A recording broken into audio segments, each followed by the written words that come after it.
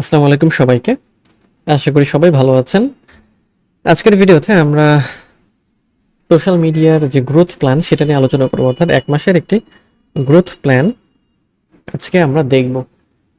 আচ্ছা, তো এই জায়গাতে আসলে কোন বিষয়গুলো থাকবে সেটা আমরা একটু দেখি।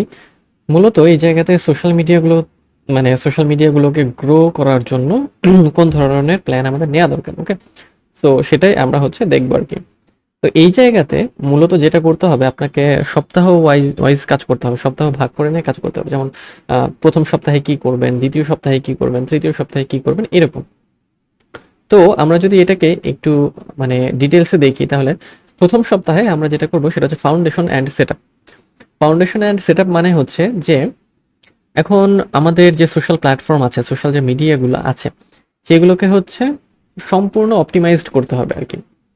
অপটিমাইজড বলতে একেবারে ওয়েল অপটিমাইজড যেটাকে বলে সেটা আমরা করব। তো এই জায়গাতে আমরা যে কাজগুলো করি সেটা হচ্ছে চ্যানেল বা প্রোফাইল অডিট করি।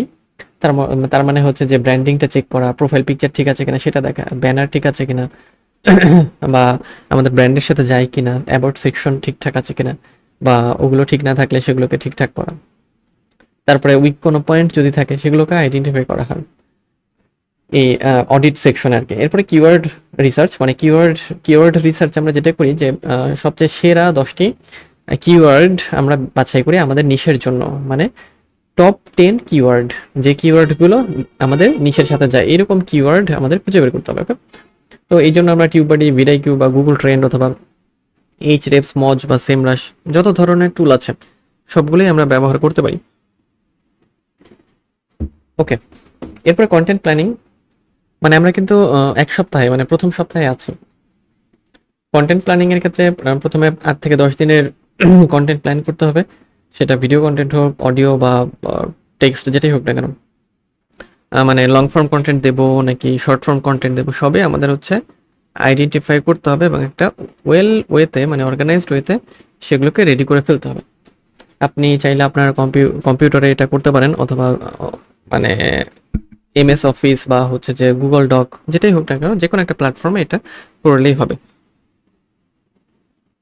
দেন এরপরে প্রোফাইল অ্যান্ড গিগ অপটিমাইজেশন।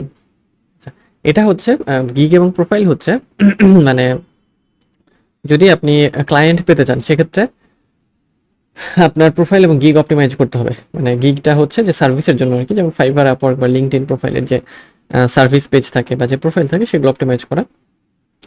তারপরে প্রপোজাল পাঠানো, প্যাকেজগুলো ঠিকঠাকভাবে ক্রিয়েট করা ইত্যাদি। এই হলো আমরা প্রথম সপ্তাহে আমরা কাজ করলাম এগুলো। দেন দ্বিতীয় সপ্তাহে আমরা যে কাজ করব সেটা হচ্ছে consistent posting and management engagement. এই জায়গাতে আমাদের পোস্টিংটা কনসিস্টেন্ট রাখতে হবে।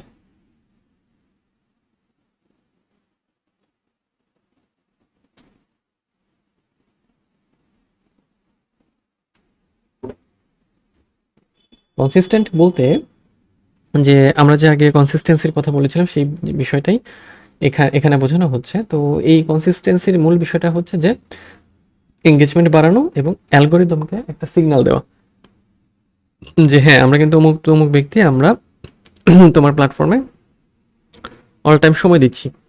আচ্ছা, সো এই জায়গাতে আমরা যে কাজগুলো করি, দ্বিতীয় সপ্তাহে 2টা ভিডিও পোস্ট করতে পারি বা 3টা শর্টস দিতে পারি, থাম্বনেল এবং টাইটেল অপটিমাইজ করতে পারি, কমিউনিটি এঙ্গেজমেন্টের জন্য কমেন্টে রিপ্লাই দেওয়া, টপ কমেন্টের যে পিন করে রাখা, এগুলো আর কি।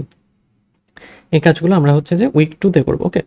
এরপরে উইক 3, মানে তৃতীয় সপ্তাহে আমরা যাচ্ছি। তৃতীয় সপ্তাহে আমরা কি করব? কন্টেন্ট স্কেলিং করব এবং অ্যানালিটিক্স রিভিউ কন্টেন্ট স্কেলিং এবং অ্যানালিটিক্স রিভিউ করব তৃতীয় সপ্তাহে।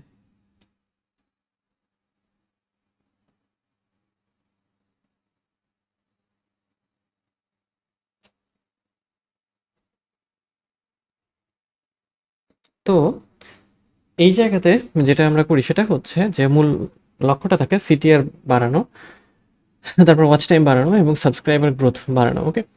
তো কন্টেন্ট স্কেলিং এর জন্য অ্যানালিটিক্স অ্যানালাইজ করতে হয়, যেমন সিটিআর দেখতে হয়, সিটিআর কেমন, অ্যাভারেজ ওয়াচ টাইম কেমন, এঙ্গেজমেন্ট রেট কেমন, তারপর সবচেয়ে সেরা 2টি ভিডিও বা সবচেয়ে সেরা 2টি পোস্ট আমরা আইডেন্টিফাই করব। কন্টেন্ট অ্যাডজাস্টমেন্ট করতে হয়, যেমন যে টপ পারফর্মিং যে ফরম্যাট আছে বা টপ পারফর্মিং কন্টেন্টগুলোকে আমরা রেপ্লিকেট করতে পারি আরও ভালো রেজাল্টের জন্য আর কি। আচ্ছা, তারপরে ভিডিও থাম্বনেলগুলো অপটিমাইজ করতে পারি। ওকে, আচ্ছা। দেন উইক 4 বা চতুর্থ সপ্তাহ, এই জায়গাতে অপটিমাইজেশন অ্যান্ড মনিটাইজেশন ফোকাস। তার মানে আমরা অপটিমাইজ করব এবং মনিটাইজে ফোকাস করব। কীরকম? সেটা হচ্ছে যে আমাদের গ্রোথটাকে হাই লেভেলে নিয়ে যায় এবং হচ্ছে যে ক্লায়েন্ট যাতে কন্টিনিউয়াসলি আসতে থাকে সেই জিনিসটাকে নিশ্চিত করা। ওকে, তো এই কাজ করার জন্য হচ্ছে যে আমরা ভিডিও শিডিউল করতে পারি, আমাদের যে পোস্ট থাকবে সেটা শিডিউল করতে পারি, ক্রস প্রমোশন করতে পারি। ওকে, ভিডিওগুলোকে শেয়ার করতে পারি ফেসবুক বা ইনস্টাগ্রাম বা লিঙ্কডইনে।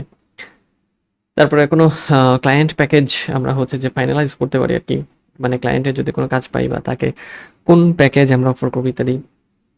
তারপরে আমরা অ্যানালিটিক্স যে অ্যানালিটিক্সের সামারিটা হচ্ছে দেখতে পারি। ওকে, আচ্ছা, তার মানে কন্টিনিউয়াসলি কাজ করতে করতে দেন আমরা ফাইনাল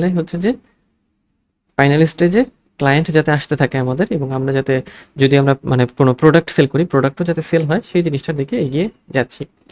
আর উইকলি একটা কি পারফরমেন্স ইন্ডিকেটর বা কেপিআই ট্র্যাকিং শিট লাগবে আপনার।